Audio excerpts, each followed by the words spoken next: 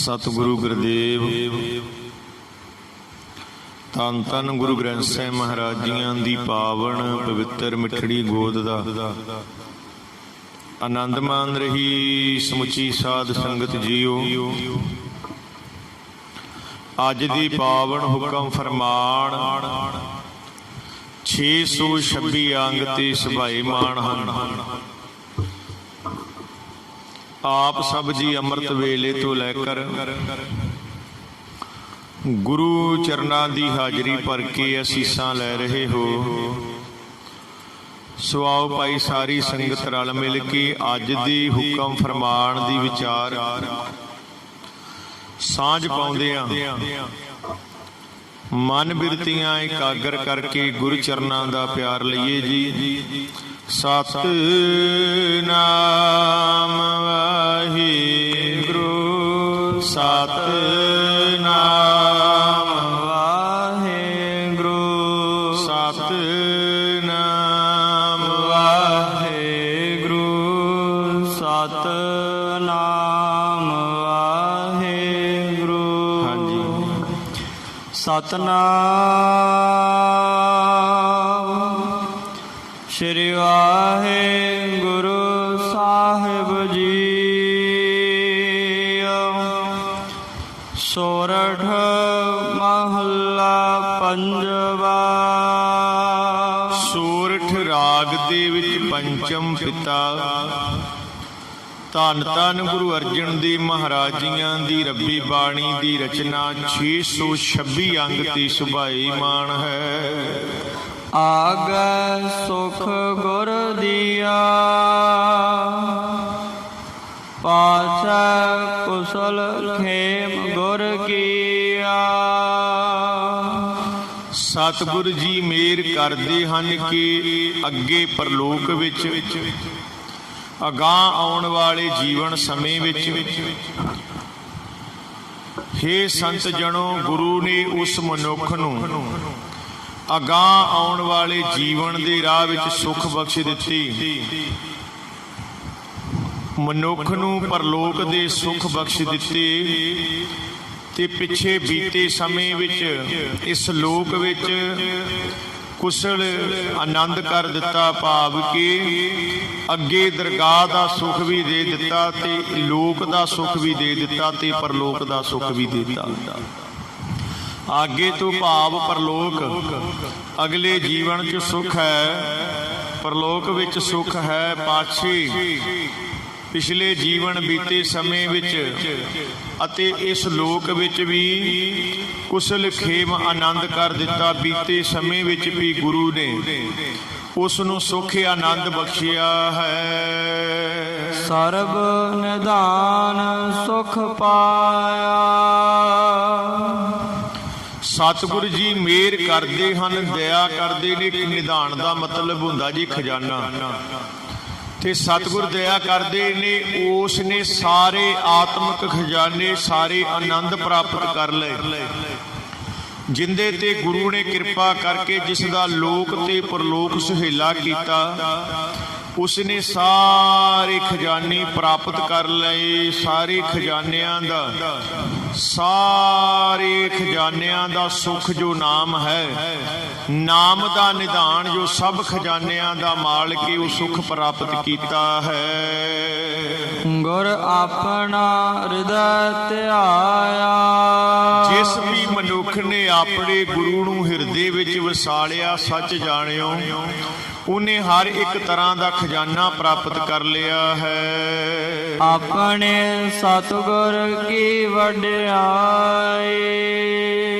ये अपने सतगुर दी वड्डपण है। उच्ची आत्मक अवस्था वड्डा जिगरा है। वेखो अपने गुरु दी उच्ची आत्मक अवस्था, अपने सतगुर दी वड्याई। मन इच्छे फल पाई।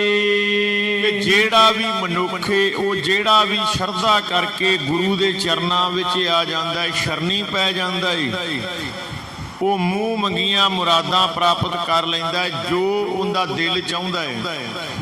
ਤੇ ਛਰਨੀ ਡਿੱਗੇ ਨੂੰ ਸਤਿਗੁਰ ਜੀ ਸਾਰਾ ਕੁਝ ਦੇ ਕੇ ਝੋਲੀ ਭਰ ਦਿੰਦੇ ਹਨ। ਮਨ ਇੱਛੇ ਫਲ ਪਾਈ, ਜੋ ਉਹਦਾ ਮਨ ਚਾਹੁੰਦਾ ਫਲ ਪ੍ਰਾਪਤ ਹੁੰਦੇ ਹਨ। ਸੰਤੋ ਦਿਨ ਦਿਨ ਚੜ੍ਹੈ ਸੁਆਈ। ਪਾਤਸ਼ਾਹ ਮਿਹਰ ਕਰਦੇ ਨੇ ਦਿਨ ਦਿਨ, ਹਰ ਰੋਜ਼ ਦਿਨੋਂ ਦਿਨ ਸਵਾਈ ਤੇ ਵਧੇਕ ਭਾਵ ਕੇ ਹੈ ਸੰਤ ਜਨੋ। ਗੁਰੂ ਦੀ ਇਹ ਉਦਾਰਤਾ ਹੈ, ਗੁਰੂ ਦੀ ਇਹ ਵਡਿਆਈ ਵਡੱਪਣ ਹੈ ਤੇ ਸਤਿਗੁਰ ਦੀਆਂ ਵਡਿਆਈਆਂ ਦਿਨੋਂ ਦਿਨ ਵੱਧਦੀਆਂ ਚਲੀਆਂ ਜਾਂਦੀਆਂ ਨੇ। ਸਤਿਗੁਰ ਦੀ ਵਡਿਆਈ ਘਟਦੀ ਨਹੀਂ ਜੀ। ਨਾ ਹੀ ਤੇ ਇੱਥੇ ਰੱਬ ਦੇ ਪਿਆਰਿਆਂ ਦੀ ਵਡਿਆਈ ਘਟਦੀ ਏ ਤੇ ਨਾ ਹੀ ਉਸ ਦਾਤੇ ਦੀ ਗੁਰੂ ਦੀ ਵਡਿਆਈ ਘਟਦੀ ਏ। ਉਹਦੀ ਉਦਾਰਤਾ, ਉਹਦਾ ਪਿਆਰ ਸਿੱਖ ਦੇ ਵਾਸਤੇ ਦਿਨੋਂ ਦਿਨ ਵਧੀ ਚੱਲੀ ਜਾਂਦਾ ਹੈ। ਰਹਾਉ। ਵਿਸ਼ਰਾਮ ਲਾ ਕੇ ਸਤਿਗੁਰ ਜੀ ਮਿਹਰ ਕਰਦੇ ਹਨ। ਜੀ ਜੰਤ ਸਭ ਭੈ ਦਿਆਲਾ, ਪ੍ਰਭ ਆਪਣੇ ਕਰ ਦੀਨੇ। ਪਾਤਸ਼ਾਹ ਮਿਹਰ ਕਰਦੇ ਨੇ ਵੀ ਜਿਹੜੇ ਵੀ ਜੀਵ ਗੁਰੂ ਦੀ ਸ਼ਰਨ ਪੈਂਦੇ ਹਨ, ਸ਼ਰਨ ਪੈਣਾ ਹੀ ਤੇ ਸਾਨੂੰ ਔਖਾ ਹੈ। ਸਾਧ ਸੰਗਤ ਜੀਓ, ਸ਼ਰਨ ਪੈਣਾ ਇਹ ਨਹੀਂ ਹੁੰਦਾ ਵੀ ਅਸੀਂ ਆ ਕੇ ਰੋਜ਼ ਮੱਥਾ ਟੇਕ ਲੈਨੇ ਆ ਤੇ ਅਸੀਂ ਸ਼ਰਨ ਪੈ ਗਏ। ਜਿੱਥੇ ਅਸੀਂ ਸਰੀਰ ਕਰਕੇ ਸ਼ਰਨ ਪੈਨੇ ਆ, ਇੱਥੇ ਅਸੀਂ ਅੰਦਰੋਂ ਮਨ ਕਰਕੇ ਵੀ ਗੁਰੂ ਦੇ ਚਰਨਾਂ ਤੇ ਢਹਿਣਾ ਹੈ। ਜਦੋਂ ਅਸੀਂ ਮਨ ਕਰਕੇ ਗੁਰੂ ਦੇ ਚਰਨਾਂ ਤੇ ਢਹਿ ਪੈਨੇ ਆ, ਜਦੋਂ ਅਸੀਂ ਅੰਦਰੋਂ ਗੁਰੂ ਦੇ ਚਰਨਾਂ ਤੇ ਢਹਿ ਪੈਨੇ ਆ, ਅਸਲੀ ਸ਼ਰਨ ਪੈਣਾ ਇਹਨੂੰ ਕਹਿੰਦੇ ਆ। ਤੇ ਜਿਹੜੇ ਇਸ ਢੰਗ ਦੇ ਨਾਲ ਗੁਰੂ ਦੀ ਸ਼ਰਨ ਪੈ ਜਾਂਦੇ ਨੇ, ਉਹ ਸਾਰੇ ਹੀ ਜੀਵ ਦਇਆ ਭਰਪੂਰ ਹਿਰਦੇ ਵਾਲੇ ਹੋ ਜਾਂਦੇ ਨੇ। ਪ੍ਰਭੂ ਉਹਨਾਂ ਨੂੰ ਆਪਣੇ ਬਣਾ ਲੈਂਦਾ ਜੀ। ਪਾਤਸ਼ਾਹ ਮਿਹਰ ਕਰਦੇ ਨੇ, ਜੀ ਜੰਤ ਸਭ ਭਏ ਦਿਆਲਾ, ਪ੍ਰਭ ਆਪਣੇ ਕਰ ਦੀਨੇ। ਪ੍ਰਭੂ ਉਹਨਾਂ ਨੂੰ ਆਪਣੇ ਬਣਾ ਲੈਂਦਾ ਜਿਹੜੇ ਸ਼ਰਧਾ ਤੇ ਪਿਆਰ ਦੇ ਨਾਲ ਗੁਰੂ ਦੀ ਸ਼ਰਨ ਵਿੱਚ ਆ ਕੇ ਡਿੱਗ ਪੈਂਦੇ ਨੇ। ਹੁਣ ਸਰੀਰ ਦਾ ਆਉਣਾ ਵੀ ਜ਼ਰੂਰੀ ਹੈ, ਪਰ ਸਰੀਰ ਦੇ ਨਾਲ ਨਾਲ ਇਸ ਮਨ ਦਾ ਡਿੱਗ ਪੈਣਾ, ਗੁਰੂ ਦੇ ਚਰਨਾਂ ਦੇ ਵਿੱਚ ਝੁਕ ਜਾਣਾ, ਇਹ ਬੜਾ ਜ਼ਰੂਰੀ ਹੈ। ਕਈ ਵਾਰ ਅਸੀਂ ਆਪ ਤੇ ਆ ਜਾਂਦੇ ਆ, ਪਰ ਸਾਡਾ ਮਨ ਐਡਾ ਹੰਕਾਰੀ ਹੁੰਦਾ ਏ, ਮਨ ਗੁਰੂ ਦੇ ਚਰਨਾਂ ਵਿੱਚ ਡਿੱਗਣ ਨੂੰ ਤਿਆਰ ਨਹੀਂ ਹੁੰਦਾ। ਸਾਧ ਸੰਗਤ ਜੀਓ, ਛੋਟੀ ਜੀ ਸਾਖੀ ਦੀ ਸਾਂਝ ਤੁਹਾਡੇ ਨਾਲ ਪਾਵਾਂ। ਗੜ੍ਹ ਸ਼ੰਕਰ ਦੇ ਰਹਿਣ ਵਾਲਾ ਸੀ ਭਾਈ ਤਿਲਕੂ, ਤੇ ਭਾਈ ਤਿਲਕੂ ਗੁਰੂ ਅਰਜਨ ਦੇਵ ਪਾਤਸ਼ਾਹ ਮਹਾਰਾਜ ਜੀਆਂ ਦਾ ਬੜਾ ਹੀ ਪਿਆਰਾ ਸੇਵਕ ਸੀ। ਗੁਰੂ ਨਾਨਕ ਦੇ ਘਰ ਦੇ ਨਾਲ ਬੜਾ ਮੋਹ ਤੇ ਬੜੀ ਬਾਣੀ ਤੇ ਸ਼ਰਧਾ ਰੱਖਣੀ ਤੇ ਕਿਰਤ ਕਮਾਈ ਕਰਨੀ। ਭਾਈ ਤਿਲਕੂ ਜੀ ਦੇ ਨਗਰ ਦੇ ਵਿੱਚ ਇੱਕ ਕੰਨ ਪਾਟਾ ਜੋਗੀ ਰਹਿੰਦਾ ਸੀ। ਇਹ ਜੋਗੀ ਜਿਹੜਾ ਗੜ੍ਹ ਸ਼ੰਕਰ ਵਿੱਚ ਰਹਿੰਦਾ ਸੀ ਤੇ ਇਹਨੇ ਆਪਣਾ ਚੰਗਾ ਅਡੰਬਰ ਬਣਾਇਆ। ਕੁਝ ਟਾਈਮ ਬਾਅਦ ਜੋਗੀ ਨੇ ਕੀ ਕੀਤਾ ਕਿ ਇੱਕ ਐਸਾ ਪਸਾਰਾ ਰਚਿਆ। 40 ਦਿਨਾਂ ਬਾਅਦ ਜੋਗੀ ਚਲੀਸਾ ਕੱਟ ਕੇ ਬਾਹਰ ਆਇਆ। ਆ ਕੇ ਸਾਰੇ ਗੜ੍ਹ ਸ਼ੰਕਰ ਦੇ ਵਿੱਚ ਢੋਲ ਵਜਾ ਦਿੱਤੇ। ਕਹਿੰਦਾ ਵੀ ਭਾਈ ਮੈਂ ਬਾਹਰ ਆ ਗਿਆ ਚਲੀਸਾ ਕੱਟ ਕੇ, ਜਿਹੜਾ ਮੇਰਾ ਦਰਸ਼ਨ ਕਰੇਗਾ ਉਹਨੂੰ ਸਵਰਗ ਫ੍ਰੀ ਹੋਣਗੇ। ਭਾਵ ਕਿ ਜਿਹੜਾ ਮੇਰਾ ਦਰਸ਼ਨ ਕਰੇਗਾ ਉਹਦੇ ਵਾਸਤੇ 10 ਦਿਨ ਲਈ ਸਵਰਗ ਫ੍ਰੀ ਹੈ। ਲੋਕ ਜਿਹੜੇ ਨੇ ਸਾਧ ਸੰਗਤ ਜੀ, ਉਹ ਕਰਾਮਾਤਾਂ ਨੂੰ ਤੇ ਇਹੋ ਜਿਹੇ ਪੁੱਠੇ ਕੰਮਾਂ ਨੂੰ ਬੜੇ ਭੱਜਦੇ ਜੀ। ਜੇ ਕੋਈ ਕਹਿ ਦੇਵੇ ਨਾ ਕਿ ਉਹ ਫਲਾਣੀ ਥਾਂ ਤੇ ਬਾਬਾ ਬੜਾ ਜਾਰੀ ਹੈ, ਹੱਥ ਤੇ ਸਰੋਂ ਹੀ ਜਮਾ ਦਿੰਦਾ ਹੈ, ਅਸੀਂ ਇਹ ਨਹੀਂ ਵੇਂਦੇ ਵੀ ਜੰਮੀ ਹੋਈ ਸਰੋਂ ਮੁੜ ਕੇ ਪਟਣੀ ਕਿਵੇਂ, ਅਸੀਂ ਸਰੋਂ ਜਮਾਨ ਜ਼ਰੂਰ ਤੁਰ ਪੈਂਦੇ ਹਾਂ। ਉਹ ਭਾਵੇਂ ਸਾਨੂੰ ਟੂਣੇ ਕਰਨੇ ਦੱਸੇ, ਟਪਾਣੇ ਕਰਨੇ ਦੱਸੇ। ਸਾਧ ਸੰਗਤ ਜੀ, ਸਾਡਾ ਇਹੋ ਜਿਹਾ ਮਾਨਸਿਕ ਸਥਿਤੀ ਬਣੀ ਪਈ ਹੈ ਵੀ ਅਸੀਂ ਚਾਹੁੰਦੇ ਹਾਂ ਵੀ ਸ਼ਾਰਟਕਟ ਤਰੀਕੇ ਦੇ ਨਾਲ ਸਾਡੇ ਸਾਰੇ ਕੰਮ ਹੀ ਹੋ ਜਾਣ ਤੇ ਅਮੀਰ ਬਣ ਜਾਈਏ। ਸਾਧ ਸੰਗਤ ਜੀ, ਅਸੀਂ ਇੱਥੇ ਹੁਣ ਗਰਾਊਂਡ ਦੇ ਵਿੱਚ, ਰੇਲਵੇ ਗਰਾਊਂਡ ਹੈ ਆਪਣੇ, ਤੇ ਇਹਦੇ ਬਾਹਰ ਕਿਸੇ ਨੇ ਚੰਗੀ 4-5 ਕਿਲੋ ਕਾਲੇ ਮਾਂ ਦਾਲ ਜਿਹੜੀ ਉੱਥੇ ਢੇਰ ਲਾਇਆ ਪਿਆ।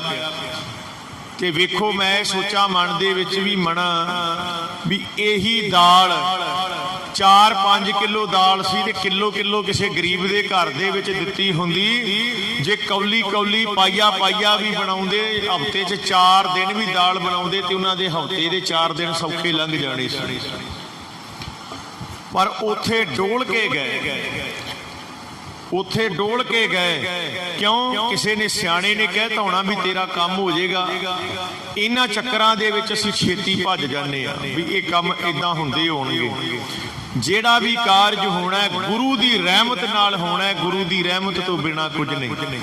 हुण साध संगत जीओ वेखो, ਇਹ ਜਿਹੜਾ जोगी ਇਹਨੇ ਢੰਡੋਰਾ ਪਟਵਾਤਾ भी 10 दिन ਦਾ स्वर्ग फ्री है, ਤੇ ਲੋਕ ਜਿਹੜੇ ਵਹੀਰਾਂ ਘੱਟ ਕੇ ਜਾਣ ਲੱਗ ਪਏ। ਜਿਹੜਾ मेरा दर्शन करेगा ਉਹਨੂੰ 10 दिन ਦਾ स्वर्ग फ्री। ਹੁਣ ਸਾਰੇ ਜਾਣ ਲੱਗ ਪਏ। इस तरह जदों उसने वेख्या भी सारी दुनिया आ गई, बड़े चढ़ावे चढ़ गए, बड़ियां पिटावां आ गईयां, माया मत्थे टिक जा रहे ने। जोगी ने अपने मन के हंकार विच आके पुछया चेलियां नूं, कोई मेरे दर्शन करन तो बिना रह ते नहीं गया? कोई ऐसा ना होवे जिन्ने मेरे दर्शन ही ना कीते होण ते ओ बेचारा स्वर्गा तो वांझा रह जे। उथे कोल खड़े सेवादार ने आख्या महाराज सारे नगर ने दर्शन कर ले ने, पर भाई तिलकू ते उनका परिवार नहीं जी आया। कहंदे जाओ उन्होंने बुला के लियाओ, भाई तिलकू दे वास्ते 15 दिनां दा स्वर्ग फ्री है। इन्हां जाके क्या भी तेरे वास्ते 15 दिनां दा स्वर्ग फ्री आके दर्शन कर ला। भाई तिलकू ने हाथ जोड़ दिते भी भाई जाओ तुसी अपना काम करो, सानू स्वर्ग नरक देण वाला साडा सतगुर आपे सांभलेगा। सिदक बड़ा सी, भरोसा बड़ा सी। उन्होंने आके जदों दस्या ते जोगी हंकार विच सी। हुण जदों किसी दे हंकार नूं चोट वजदी है वो होर भटक उठदा है। उहदे मन विच ये आई भी जे ये ना आए तो दूजे नगर दे विच भी मेरी हेठी हो जानी है, भी इहदे कोलों भाई तिलकू ते लिआंदा नहीं गया अपने कोल, ते सानू इहने स्वर्ग कदों दिते। मन दे विच हंकार करके फिर इहने डांगा सोटियां वाले भी भेजे, पर भाई तिलकू जी ते कोई वाह ना चली। वो गुरमुख प्यारे ने अंदरों दरवाजा लाया ते भजन बंदगी करन विच मस्त हो गया और रोला राला पा के वापस आ गए ने। जोगी बड़ा हंकारिया है, इन्हें अपनियां करामात सिद्धियां रिद्धियां शक्तियां भेजियां, वो भूत प्रेत इकट्ठे करके भेज दिते। भाई तिलकू दे घर दे विच जाके उन्होंने रोला पाउणा शुरू करता, पर एक पासे भूतां दा रोला है ते दूजे पासे श्री जपजी साहिब जी की बाणी चली जाती है। हुण साध संगत जी ये बाणी पढ़न का बड़ा वड्डा लाभ हुंदा जे जदों असीं अपने घर विच एक जपजी साहिब दा ही पाठ कर लईए ना ते करीते कराए जिहड़े ने वैसे ही नाश हो जांदे ने। इंनी शक्ति ये बाणी विच असीं शरधा दे नाल जे पढ़ीए तां इंनी शक्ति है। वो जिहड़ियां चीज़ां सन वो वापस चीकां मारदियां मुड़ के आ गईयां, आके जोगी नूं कहिंदियां भी तू ते सानू भेजता ते ओह तेरे तो भी वड्डी शक्ति लई बैठा है, साडे कोलों कोई वाह नहीं चली। ये जोगी हंकार विच उठिया, ये आप चला गया ते जाके इहने बूहा खड़काया। बूहा खड़का के कहंदा ओ निकल भाई तिलकू बाहर, मैं तैनू दर्शन देण वास्ते आया। भाई तिलकू बूहा खोल के बाहर निकल, मैं तैनू दर्शन देण वास्ते आया, आके मेरे दर्शन कर ला। तैनू 1 महीने का स्वर्ग दिता, कदी कवे तैनू 2 महीने का स्वर्ग दिता, वो तैनू 3 महीने का स्वर्ग दिता। पर भाई तिलकू अंदर बाणी पढ़ी जांदे ने। ये जोगी दा हंकार ढिला पैना शुरू हो गया। बूहे कुटदे दी धा निकल गई ते उच्ची देनी आवाज दे के कहंदा भाई तिलकू तैनू तेरे गुरु दा वास्ता एक बार बूहा खोल दे, मैं तेरे दर्शन करने ने। आखो सतनाम, बूहा खोल दे ओए मैं तेरे दर्शन करने ने। भाई तिलकू ने बूहा खोलिया। जदों भाई तिलकू जी ने बूहा खोलिया, जोगी हाथ जोड़ के नीवा हो गया, कहंदा भाई सिखा तेरा गुरु कौन है? आखन लगे गुरु मेरे पंचम पातशाह धन धन गुरु अर्जन देव महाराज श्री अमृतसर साहिब की धरती नूं भाग ला रहे ने। कहंदे इन्ना सिदक इन्ना सबर तेरे गुरु ने बख्शिया है, मैनू भी गुरु दे दर्शन करा। जिंदा सिख एडा सिदकी है उनका गुरु किड्डा होवेगा। गढ़ शंकर तो लैके जोगी ते संगतां नूं नाल तुर पए ने। ਅਜੇ ਬਿਆਸਾ ਪੁਰ ਟੱਪੇ ਤੇ ਜੋਗੀ ਦੇ ਮਨ ਵਿੱਚ ਆ ਗਈ, ਕਹਿੰਦੇ ਤੇਰੇ ਗੁਰੂ ਦੀ ਉਮਰ ਕਿੰਨੀ ਹੈ? ਆਖਣ ਲੱਗਾ ਵੀ ਮੇਰੇ ਗੁਰੂ ਦੀ ਉਮਰ ਤੇ ਹਾਲੇ 33-34 ਸਾਲ ਹੀ ਹੋਣੀ ਹੈ। ਜਦੋਂ ਇਹ ਗੱਲ ਸੁਣੀ ਤੇ ਜੋਗੀ ਕਹਿੰਦਾ ਵੀ ਮੇਰੀ ਸੁਣ ਲਾ ਗੱਲ, ਮੇਰੀ ਉਮਰ ਹੈਗੀ 100 ਸਾਲ। ਮੈਂ ਤੇਰੇ ਗੁਰੂ ਦੇ ਨਾਲੋਂ ਬਹੁਤ ਵੱਡਾ ਉਮਰ ਦੇ ਵਿੱਚ, ਮੈਂ 64-65 ਸਾਲ ਵੱਡਾ ਤੇਰੇ ਗੁਰੂ ਨਾਲੋਂ। ਮੈਂ ਤੇਰੇ ਗੁਰੂ ਨੂੰ ਮੱਥਾ ਨਹੀਂ ਟੇਕਣਾ। ਉਹ ਕਹਿੰਦਾ ਮੈਂ ਤੈਨੂੰ ਕਦੋਂ ਕਹਿਣਾ ਵੀ ਤੂੰ ਮੱਥਾ ਟੇਕ ਗੁਰੂ ਨੂੰ? ਕਹਿੰਦੇ ਮੈਂ ਭਗਤੀ ਜ਼ਿਆਦੀ, ਕਿਉਂਕਿ ਮੇਰੀ ਉਮਰ ਜ਼ਿਆਦੀ ਹੈ, ਮੇਰੀ ਭਗਤੀ ਵੀ ਜ਼ਿਆਦੀ ਹੋਵੇਗੀ, ਮੇਰੀ ਤਪੱਸਿਆ ਜ਼ਿਆਦੀ ਹੈ, ਇਸ ਕਰਕੇ ਮੈਂ ਨਹੀਂ ਉਹ ਮੱਥਾ ਟੇਕਣਾ। ਉਧਰੋਂ ਧੰਨ ਗੁਰੂ ਅਰਜਨ ਦੇ ਪਾਤਸ਼ਾਹ ਘਟ ਘਟ ਕੇ ਅੰਤਰ ਕੀ ਜਾਣਤ, ਭਲੇ ਬੁਰੇ ਕੀ ਪੀਰ ਪਛਾਣਤ, ਅੰਤਰਜਾਮੀ ਸਤਿਗੁਰੂ। ਧੰਨ ਗੁਰੂ ਅਰਜਨ ਦੇ ਪਾਤਸ਼ਾਹ ਨੂੰ ਵੀ ਸਮਝ ਲੱਗ ਗਈ ਤੇ ਪਤਾ ਲੱਗ ਗਿਆ। ਗੁਰੂ ਸਾਹਿਬ ਮਹਾਰਾਜ ਜੀ ਨੇ ਭਾਈ ਤਿਲਕੂ ਦੀ ਸੰਗਤ ਵਾਸਤੇ ਇੱਕ ਤੰਬੂ ਲਵਾ ਦਿੱਤਾ ਹੈ। ਤੰਬੂ ਦੇ ਵਿੱਚ ਮਹਾਰਾਜ ਨੇ ਇੱਕ ਪਰਦਾ ਲਾਇਆ, ਪਾਰਟੀਸ਼ਨ ਕੀਤੀ ਹੈ। ਪਿਛਲੇ ਪਾਸੇ ਮਹਾਰਾਜ ਜੀ ਦਾ ਆਸਣ ਹੈ, ਅਗਲੇ ਆਸਣ ਦੇ ਅਗਲੇ ਪਾਸੇ ਪਰਦਾ ਲੱਗਾ ਤੇ ਉਦੋਂ ਅੱਗੇ ਸੰਗਤ ਬੈਠਣ ਨੂੰ ਥਾਂ ਹੈ। ਹੁਣ ਸਾਧ ਸੰਗਤ ਜੀ, ਜਦੋਂ ਸੰਗਤ ਆਈ, ਗੁਰੂ ਅਰਜਨ ਦੇ ਪਾਤਸ਼ਾਹ ਨੇ ਪਹਿਲਾਂ ਹੀ ਸੇਵਾਦਾਰਾਂ ਨੂੰ ਕਹਿਤਾ ਵੀ ਗੜ ਸ਼ੰਕਰ ਤੋਂ ਆਈ ਸੰਗਤ ਭਾਈ ਤਿਲਕੂ ਜੀ ਨੂੰ ਉਸ ਤੰਬੂ ਦੇ ਵਿੱਚ ਲੈ ਕੇ ਜਾਇਆ ਜੇ ਜਿਹੜਾ ਅੱਜ ਲਾਇਆ ਹੈ। ਹੁਣ ਸੰਗਤਾਂ ਜਦੋਂ ਆਈਆਂ, ਉਹਨਾਂ ਨੇ ਗੁਰੂ ਘਰ ਵਿੱਚ ਆ ਕੇ ਜਦੋਂ ਇਸ਼ਨਾਨ ਪਾਣ ਕੀਤਾ ਤੇ ਗੁਰੂ ਸਾਹਿਬ ਮਹਾਰਾਜ ਜੀ ਦੇ ਸੇਵਾਦਾਰਾਂ ਦੇ ਹੁਕਮ ਮਿਲਣ ਤੇ ਤੰਬੂ ਵਿੱਚ ਜਾ ਕੇ ਬਹਿ ਗਏ। ਭਾਈ ਤਿਲਕੂ ਬੜਾ ਹੈਰਾਨ, ਤੰਬੂ ਵਿੱਚ ਬੈਠੇ ਆ, ਅਗਲੇ ਪਾਸੇ ਪਰਦਾ ਲੱਗਾ, ਪਿੱਛੇ ਸਿੰਘਾਸਣ ਹੋਣਾ ਹੈ ਮਹਾਰਾਜ ਦਾ, ਤੇ ਗੁਰੂ ਸਾਹਿਬ ਮਹਾਰਾਜ ਨੇ ਅੱਜ ਆਪਣੇ ਅਗਲੇ ਪਾਸੇ ਪਰਦਾ ਕਿਉਂ ਕੀਤਾ ਹੈ? ਹੁਣ ਸੱਚੇ ਪਾਤਸ਼ਾਹ ਮਹਾਰਾਜ ਜੀਆਂ ਨੇ ਉਥੇ ਤੰਬੂ ਦੇ ਪਿਛਲੇ ਪਾਸੋਂ ਆ ਕੇ ਬੈਠਣਾ ਕੀਤਾ। ਆਵਾਜ਼ ਮਾਰੀ, ਭਾਈ ਤਿਲਕੂ ਆ ਗਿਆ? ਹਾਂਜੀ ਸੱਚੇ ਪਾਤਸ਼ਾਹ ਆ ਗਿਆ ਹਾਂ। ਤੇ ਗੁਰੂ ਗਰੀਬ ਨਵਾਜ ਪਾਤਸ਼ਾਹ ਮਹਾਰਾਜ ਨੂੰ ਭਾਈ ਤਿਲਕੂ ਕਹਿੰਦੇ, ਸੱਚੇ ਪਾਤਸ਼ਾਹ ਸਾਡੇ ਕੋਲੋਂ ਕੀ ਭੁੱਲ ਹੋ ਗਈ ਏ, ਕੀ ਗਲਤੀ ਹੋ ਗਈ ਏ ਸਾਡੇ ਕੋਲੋਂ? ਆਪ ਜੀ ਨੇ ਅੱਗੇ ਪਰਦਾ ਕੀਤਾ ਏ, ਸਾਨੂੰ ਦਰਸ਼ਨਾਂ ਤੋਂ ਵਾਂਝੇ ਕੀਤਾ ਹੋਇਆ ਏ। ਤੇ ਪਾਤਸ਼ਾਹ ਮਹਾਰਾਜ ਕਹਿੰਦੇ, ਭਾਈ ਤਿਲਕੂ ਤੇਰੇ ਲਈ ਪਰਦਾ ਨਹੀਂ, ਇਹ ਪਰਦਾ ਹੰਕਾਰੀ ਜੋਗੀ ਵਾਸਤੇ। ਆਖੋ ਸਤਿਨਾਮ। ਹੁਣ ਸਾਧ ਸੰਗਤ ਜੀ, ਜੋਗੀ ਦਾ ਅੰਦਰ ਹੀ ਲੱਗਿਆ ਵੀ ਮੈਂ ਹਜੇ ਆ ਕੇ ਬੈਠਾ, ਭਾਈ ਤਿਲਕੂ ਗੁਰੂ ਅਰਜਨ ਦੇਵ ਜੀ ਨੂੰ ਮਿਲਿਆ ਨਹੀਂ। ਜਿੰਨੀ ਸੰਗਤ ਸੀ ਇਕੱਠੀ ਆ ਕੇ ਇੱਥੇ ਬਹਿ ਗਏ ਆ। ਗੁਰੂ ਨੇ ਕਿੰਨੇ ਦੱਸ ਦਿੱਤਾ ਵੀ ਨਾਲ ਜੋਗੀ ਆਇਆ, ਤੇ ਮੇਰੇ ਮਨ ਵਿੱਚ ਹੰਕਾਰ ਏ। ਮੈਂ ਕਿਹਾ ਸੀ ਮੱਥਾ ਨਹੀਂ ਟੇਕਣਾ, ਇਹ ਕਿਵੇਂ ਪਤਾ ਲੱਗ ਗਿਆ? ਗੁਰੂ ਅਰਜਨ ਦੇ ਪਾਤਸ਼ਾਹ ਮਹਾਰਾਜ ਨੇ ਇੱਕ ਪਰਦੇ ਦੇ ਵਿੱਚੋਂ ਹੱਥ ਕੱਢਿਆ ਬਾਹਰ, ਜੋਗੀ ਨੂੰ ਆਵਾਜ਼ ਦਿੱਤੀ ਏ, ਭਾਈ ਜੋਗੀ ਆ ਵੇਖ, ਆ ਕੰਨ ਤੇ ਮੁੰਦਰਾ ਤੇਰੀ ਏ। ਮਾਫ ਕਰਿਓ, ਕੰਨ ਦੀ ਮੁੰਦਰਾ ਸੀ, ਆ ਮੁੰਦਰਾ ਤੇਰੀ ਏ। ਜੋਗੀ ਨੇ ਜਦੋਂ ਉਹ ਮੁੰਦਰਾ ਵੇਖੀ, ਹੱਥ ਵਿੱਚ ਫੜ ਕੇ ਤੇ ਫਟਾਫਟ ਦੂਜੇ ਕੰਨ ਦੀ ਮੁੰਦਰਾ ਮਿਲਾ ਕੇ ਵੇਖਣ ਲੱਗ ਪਿਆ। ਕਹਿੰਦਾ ਹਾਂਜੀ ਬਿਲਕੁਲ ਮੇਰੀ ਮੁੰਦਰਾ ਹੈ। ਪਰ ਪਾਤਸ਼ਾਹ ਨੂੰ ਕਹਿੰਦੇ, ਮਹਾਰਾਜ ਤੁਹਾਡੇ ਕੋਲ ਕਿੱਥੋਂ ਆ ਗਈ ਹੈ? ਕਿਉਂਕਿ ਇਹ ਤੇ ਉਸ ਵੇਲੇ ਦੀ ਗੱਲ ਹੈ ਜਦੋਂ ਮੇਰੀ ਉਮਰ ਮਸਾਂ 10-11 ਸਾਲ ਦੀ ਸੀ। 12-15 ਸਾਲ ਦੀ ਉਮਰ ਸੀ ਮੇਰੀ। ਜੋਗੀ ਕਹਿੰਦਾ ਅਸੀਂ ਬੇੜੀ ਵਿੱਚ ਬੈਠੇ ਜਾ ਰਹੇ ਸਾਂ, ਬੇੜੀ ਦੇ ਵਿੱਚ ਐਸੀ ਘੁੰਮਣ ਘੇਰੀ ਪਾਣੀ ਵਿੱਚ ਬਣੀ, ਉਹ ਘੁੰਮਣ ਘੇਰੀ ਦੇ ਵਿੱਚ ਸਾਡਾ ਬੇੜੀ ਜਿਹੜੀ ਫਸ ਗਈ। ਬਜ਼ੁਰਗ ਜਿਹੜੇ ਸਨ ਜੋਗੀ, ਉਹਨਾਂ ਨੇ ਆਪਣੀ ਜੁਗਤ ਲਾਈ ਤੇ ਉਹਨਾਂ ਨੂੰ ਭਵਿੱਖਬਾਣੀ ਹੋਈ ਵੀ ਇੱਥੇ ਕਿਸੇ ਨੌਜਵਾਨ ਜੋਗੀ ਦੀ ਬਲੀ ਦਿੱਤੀ ਜਾਵੇ, ਜਲ ਪ੍ਰਵਾਹ ਕੀਤਾ ਜਾਵੇ ਤੇ ਫਿਰ ਤੁਸੀਂ ਸਾਰੇ ਬਚ ਸਕਦੇ ਹੋ। ਕਹਿੰਦਾ ਉਹ ਵੱਡੇ ਜੋਗੀ ਸਨ, ਪੁਰਾਣੇ ਬਜ਼ੁਰਗ ਜੋਗੀ ਸਨ, ਤੇ ਉਹਨਾਂ ਸਾਰਿਆਂ ਨੇ ਮੈਨੂੰ ਚੁੱਕ ਕੇ ਕਹਿੰਦਾ ਪਾਣੀ ਦੇ ਵਿੱਚ ਸੁੱਟ ਦਿੱਤਾ। ਜਦੋਂ ਮੈਂ ਪਾਣੀ 'ਚ ਸੁੱਟਿਆ, ਕਹਿੰਦੇ ਪਤਾ ਨਹੀਂ ਕਿਹੋ ਜਿਹਾ ਪਾਣੀ ਦਾ ਕੋਈ ਜੀਵ ਜਿਹੜਾ ਆਇਆ, ਉਹਨੇ ਮੇਰੇ ਕੰਨ ਨੂੰ ਖਾ ਲਿਆ, ਮੁੰਦਰਾ ਸਣੇ ਮੇਰਾ ਕੰਨ ਪੁੱਟ ਕੇ ਲੈ ਗਿਆ। ਤੇ ਆਹ ਵੇਖੋ ਮਹਾਰਾਜ, ਨਾ ਮੇਰਾ ਉਦੋਂ ਦਾ ਕੰਨ ਹੈ ਤੇ ਨਾ ਹੀ ਕੰਨ ਵਿੱਚ ਮੁੰਦਰਾ। ਕੰਨ ਦਾ ਬਾਹਰਲਾ ਹਿੱਸਾ ਕੋਈ ਜੰਗਲੀ, ਮਾਫ ਕਰਿਓ, ਕੋਈ ਜਲ ਦਾ ਜੀਵ ਐਸਾ ਸੀ ਜਿਹੜਾ ਪੁੱਟ ਕੇ ਲੈ ਗਿਆ।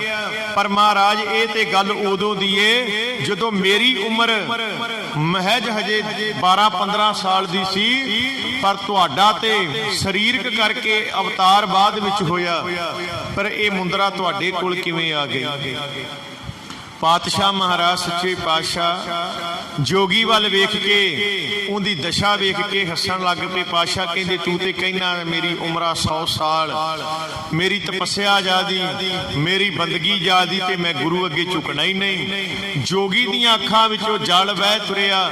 ਧੰਨ ਗੁਰੂ ਅਰਜਨ ਦੇ ਪਾਤਸ਼ਾਹ ਦੇ ਚਰਨਾਂ ਤੇ ਪਰਦੇ ਵਿੱਚੋਂ ਡਿੱਗ ਪਿਆ। ਕਹਿੰਦੇ ਮਹਾਰਾਜ ਅਹੰਕਾਰੀ ਮਨ ਸੀਗਾ, ਤੁਸੀਂ ਕਿਰਪਾ ਕੀਤੀ ਏ ਬਖਸ਼ਣਹਾਰੋ, ਬਖਸ਼ ਕੇ ਕਿਰਪਾ ਕਰ ਦਿਓ, ਦਇਆ ਕਰ ਦਿਓ। ਤੇ ਸਤਿਗੁਰ ਨੇ ਉਹ ਜੋਗੀ ਤੇ ਵੀ ਮਿਹਰ ਕਰਕੇ ਨਾਮਦਾਨ ਸਿੱਖੀ ਬਖਸ਼ੀ, ਤੇ ਭਾਈ ਤਿਲਕੂ ਤੇ ਵੀ ਰਹਿਮਤਾਂ ਕਰ ਦਿੱਤੀਆਂ।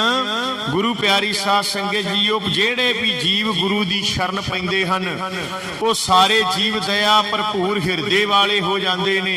ਪ੍ਰਭੂ ਉਹਨਾਂ ਨੂੰ ਆਪਣੇ ਬਣਾ ਲੈਂਦਾ ਜੀ। ਜਿਵੇਂ ਧੰਨ ਗੁਰੂ ਅਰਜਨ ਦੇ ਪਾਤਸ਼ਾਹ ਨੇ ਭਾਈ ਤਿਲਕੂ ਨੂੰ ਆਪਣਾ ਬਣਾਇਆ ਤੇ ਡੋਲਣ ਨਹੀਂ ਦਿੱਤਾ ਗੜ ਸ਼ੰਕਰ ਦੇ ਵਿੱਚ। ਜਿਸ ਤਰ੍ਹਾਂ ਜੋਗੀ ਆਏ ਨੂੰ ਜੋ ਸ਼ਰਨ ਆਵੈ ਤਿਸ ਕੰਠ ਲਾਵੈ, ਇਹੋ ਬਿਰਧ ਸੁਆਮੀ ਸੰਦਾ। ਜਿਵੇਂ ਗੜ ਸ਼ੰਕਰ ਦੇ ਜੋਗੀ ਨੂੰ ਵੀ ਗੁਰੂ ਸਾਹਿਬ ਨੇ ਬਖਸ਼ ਲਿਆ। ਗੁਰੂ ਗਰੀਬ ਨਿਵਾਸ ਸਤਿਗੁਰ ਜੀ ਕਿਰਪਾ ਕਰਨ, ਆਪਾਂ ਵੀ ਹਿਰਦੇ ਤੋਂ ਡਿੱਗ ਪਈਏ ਤੇ ਬਖਸ਼ੇ ਜਾਵਾਂਗੇ। सहज सुभाए मिले गोपाला, नानक साच पतीने। ਸਤਿਗੁਰੂ ਗੁਰੂ ਨਾਨਕ ਨਾਮ ਦੀ ਮੋਹਰ ਲਾ ਕੇ ਧੰਨ ਧੰਨ ਗੁਰੂ ਅਰਜਨ ਦੇਵ ਪਾਤਸ਼ਾਹ ਦਇਆ ਕਰਦੇ ਨੇ ਕਿ ਅੰਦਰ ਪੈਦਾ ਹੋ ਚੁੱਕੀ ਆਤਮਿਕ ਅਡੋਲਤਾ ਤੇ ਪ੍ਰੀਤ ਦੇ ਕਾਰਨ ਉਹਨਾਂ ਨੂੰ ਦ੍ਰਿਸ਼ਟੀ ਦੇ ਪਾਲਕ ਪ੍ਰਭੂ ਮਿਲ ਪੈਂਦਾ ਜੀ। ਸਹਿਜ ਸੁਭਾਏ ਮਿਲੇ ਗੋਪਾਲਾ, ਇਹ ਜਦੋਂ ਅੰਦਰ ਆਤਮਿਕ ਅਡੋਲਤਾ ਪੈਦਾ ਹੋ ਜਾਂਦੀ ਹੈ ਨਾ, ਤੇ ਸਹਿਜ ਸੁਭਾਏ ਉਹ ਗੋਪਾਲਾ ਅਕਾਲ ਪੁਰਖ ਪ੍ਰਭੂ ਜਿਹੜਾ ਹੈ ਪ੍ਰਾਪਤ ਹੋ ਜਾਂਦਾ ਹੈ। ਸਦਾ ਥਿਰ ਰਹਿਣ ਵਾਲੇ ਪ੍ਰਮਾਤਮਾ ਦੀ ਯਾਦ ਵਿੱਚ ਉਹ ਮਗਨ ਹੋ ਜਾਂਦੇ ਨੇ। ਨਾਨਕ ਸਾਚ ਪਤੀਨੇ, ਉਹ ਸੱਚੇ ਦੇ ਵਿੱਚ ਹੀ ਮਗਨ ਹੋਏ ਰਹਿੰਦੇ ਨੇ। ਸਦਾ ਉਹਨਾਂ ਦੇ ਹਿਰਦੇ ਦੇ ਕੌਲ ਫੁੱਲ ਖਿੜੇ ਰਹਿੰਦੇ ਨੇ ਤੇ ਉਹ ਪਰਮੇਸ਼ਰ ਦੀ ਯਾਦ ਵਿੱਚ ਨਾਮ ਜਪ ਜਪ ਕੇ ਜੀਵਨ ਬਤੀਤ ਕਰਦੇ ਹਨ। ਸੋ ਇਸ ਕਰਕੇ ਪਿਆਰਿਓ, ਬਾਣੀ ਪੜਨ ਦਾ ਤੇ ਨਾਮ ਜਪਣ ਦਾ ਇੰਨਾ ਵੱਡਾ ਲਾਭ ਹੈ ਕਿ ਉਹ ਅਕਾਲ ਪੁਰਖ ਸਾਡੇ ਹਿਰਦੇ ਰੂਪੀ ਕੌਲ ਫੁੱਲ ਖੜਾ ਦਿੰਦਾ ਜੀ। ਦਰਸ਼ਨ ਦੀਦਾਰ ਦੇ ਦਿੰਦਾ। ਸਹਿਜ ਸੁਭਾਏ ਮਿਲਾਪ ਹੋ ਜਾਂਦੇ ਨੇ ਤੇ ਸਾਡੇ ਸਾਰੇ ਜਿਹੜੇ ਸੰਸਾਰ ਦੀਆਂ ਚਿੰਤਾਵਾਂ ਨੇ, ਇਹ ਸਾਰੀਆਂ ਚੂਕੀ ਮਨ ਕੀ ਚਿੰਤੀ, ਜਿੰਨੀ ਸਾਡੇ ਮਨ ਵਿੱਚ ਚਿੰਤਾਵਾਂ ਭਰੀਆਂ ਸੀ ਸਾਰੀਆਂ ਹੀ ਸਤਿਗੁਰ ਨੇ ਚੁੱਕ ਦਿੱਤੀਆਂ ਹਨ। ਸੋ ਗੁਰਮੁਖੋ, ਇਸ ਕਰਕੇ ਭਾਈ ਨਾਮ ਜਪੀਏ, ਬਾਣੀ ਪੜ੍ਹੀਏ, ਗੁਰੂ ਚਰਨਾਂ ਦੇ ਨਾਲ ਜੁੜੀਏ। ਹੁਣ ਸਮਾਪਤੀ ਪੰਕਤੀ ਪੜ੍ਹ ਕੇ ਫਤਿਹ ਦੀ ਸਾਂਝ ਪਾਵਾਂਗੇ। ਗੁਰੂ ਸਾਹਿਬ ਕਿਰਪਾ ਕਰਕੇ ਸਮੁੱਚੀ ਸੰਗਤ ਦੀ ਹਾਜ਼ਰੀ ਪ੍ਰਵਾਨ ਕਰਨ। ਜੀ ਜੰਤ ਸਭ ਭਏ ਦਿਆਲਾ, ਪ੍ਰਭ ਆਪਣੇ ਘਰ ਦੀਨੇ। ਸਹਿਜ ਸੁਭਾਏ ਮਿਲੇ ਗੋਪਾਲਾ, ਨਾਨਕ ਸਾਚ ਪਤੀਨੇ। ਵਾਹਿਗੁਰੂ ਜੀ ਕਾ ਖਾਲਸਾ, ਵਾਹਿਗੁਰੂ ਜੀ ਕੀ ਫਤਿਹ।